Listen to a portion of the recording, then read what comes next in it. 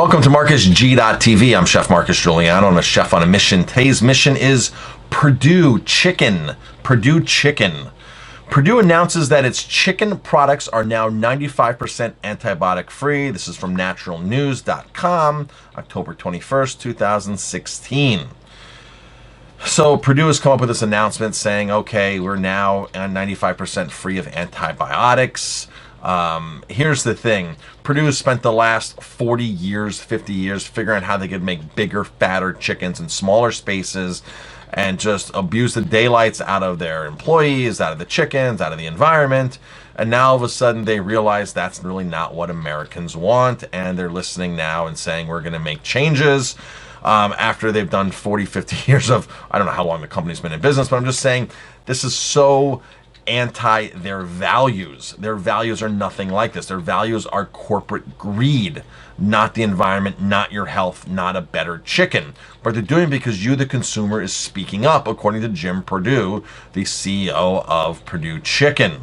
So, responding to an outpouring of consumer demand, one of the largest chicken producers in the country has announced that most of its flocks are now antibiotic free, and it will no longer will its chickens be needlessly fed antibiotics for growing purposes unless they're actually sick.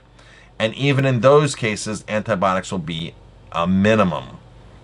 So don't think by any means that Perdue is not using antibiotics. They are using antibiotics, and I just said it right there. They're waiting until the chickens get sick. See, in most cases, in most farms, antibiotics are used as a growth agent, as a growth factor. They keep just feeding them endless antibiotics, and it doesn't matter if the chickens or the beef or the cattle, whatever it is, are sick or not. They're just constantly dousing them.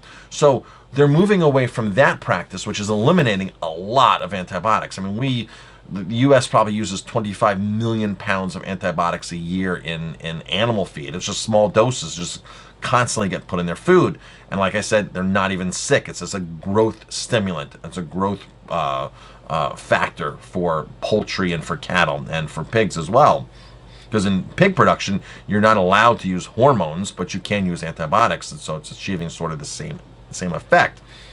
Maryland-based Perdue Farms says that only 5% of its flocks receive these drugs at any given time, which means that the other 95% will never see an antibiotic before making their way to the consumer's dinner plate. That's positive that it'll never see one, because my question is, what happens with the ones that actually get the antibiotics? They're still going to make it to your dinner plate, without a doubt. Now, some companies are very, very tricky in their lingo here. The word antibiotic free never really means it's never been given antibiotics. When I first was introduced to the antibiotic free world of cattle as a young chef back in 1999, when I was a chef at a country club, one of the producers come in and goes, well, our cattle are antibiotic free. And I said, oh, wow, that's great. And I was, being a young chef, I asked many questions like I do today, and comes to turn out that this producer's definition of antibiotic free means out of every 100 cattle they have, they send it to a laboratory, Colorado State University, I believe at the time, and they test to see if there's any residues of antibiotics. The animals were still being fed antibiotics, but they were weaning them off of them, so then they could call them antibiotic free. So that lasted for many years, that kind of terminology, and it's still out there and it's still existing, so you have to be very careful. The words you have to look for are called never ever administered antibiotics.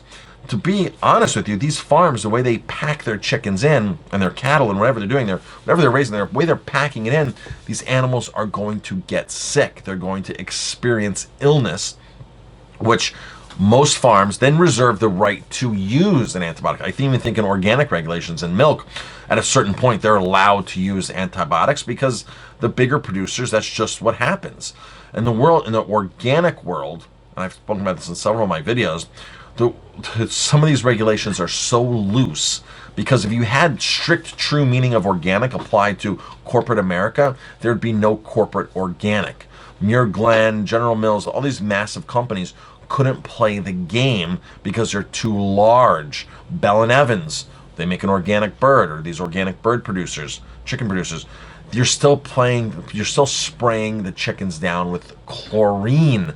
either in the soaking or the spraying solution when they're air drying. You're still doing things that a normal organic producer might not do, and he's producing for much smaller numbers. So the organic regulations are skewed to begin with. So the way that they do all this production is they have to make it work on a large scale. So to think that Perdue is not touching antibiotics anymore is false. They're going to use antibiotics, but they're going to try to minimize their use, as the article says here. Now, what happens when a chicken producer, when somebody like Perdue, a big player in the game, announces this? Well, the other companies get upset because the other companies think it's unfair. The article goes in to say Mississippi-based Sanderson Farms throws a hissy fit over the Perdue announcement. Says antibiotic-laden chicken is no different from natural chicken. This happened with Alar, the chemical they sprayed on apples in the late 80s in Colorado. Producers that were saying, well, we don't use Alar, our apples are Alar free. Now the people that are using it, the big commercial people, are saying, well, that's unfair because you're differentiating our products, and that's not fair to say that one product is healthier than another product when in their terms it's not any, it's the same health, it's the same factor, it's the same product. So now Sanderson Farms is saying, well, you know, the use of antibiotics makes no difference, and why should they be able to advertise that? And it's good because it's going to differentiate us on the shelf. The bottom line is Sanderson Farm knows that antibiotics has a detrimental use.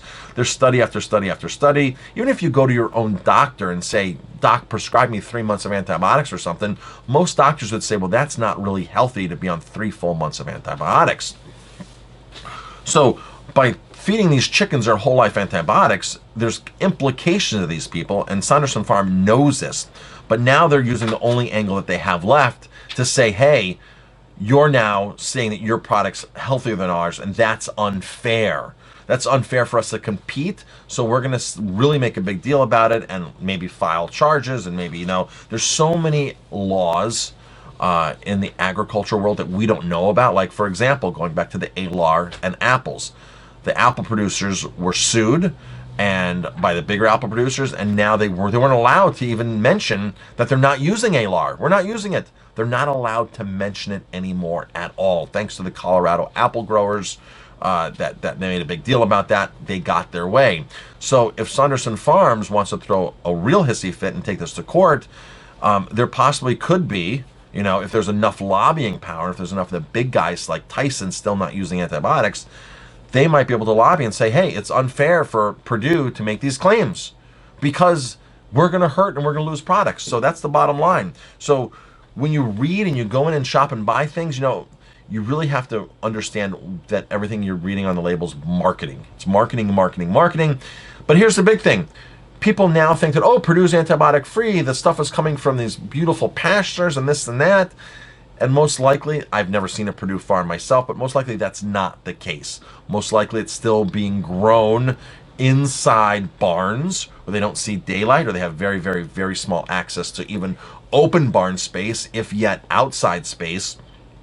There's a producer right up the road from here, a small family farm that has 2 buildings on the farm, and it's a very small family farm.